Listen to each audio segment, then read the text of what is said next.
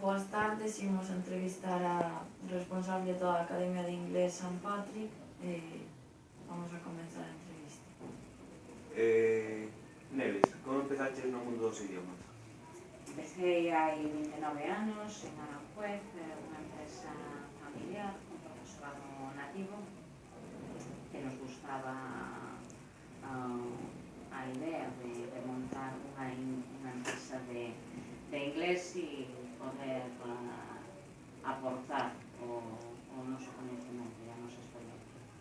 Cal era a tua asignatura preferida no colexio?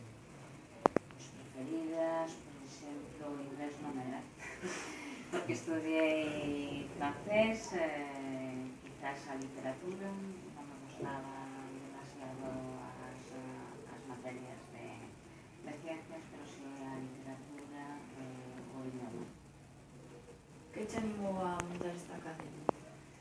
Pois animoume ter a experiencia con outros profesores que coñecín en outras empresas e que, bueno, sabíamos que o que queríamos facer, quizás facelo de unha maneira máis sinxela e unha forma máis achegada ao alumnado, eso foi o que nos animou a facer algo distinto.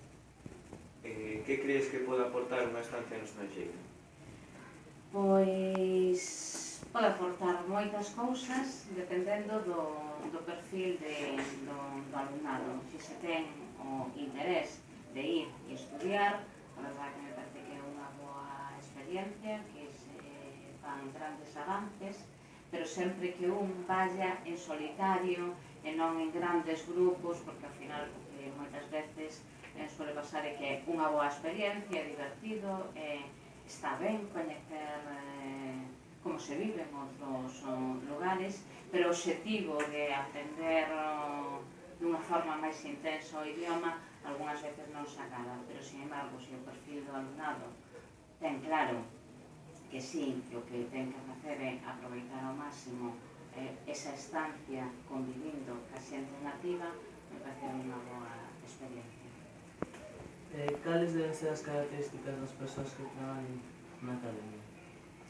Sobre todo, interés pola enseñanza, que disfruten enseñando, saber transmitir e tamén saber darlle a importancia de que non é algo lúdico que se pode aprender solo xogando, non. Un idioma se aprende divertíndose, pero estudiando, sobre todo, tomando como algo serio. Por último, estás satisfeita polo funcionamento desta academia?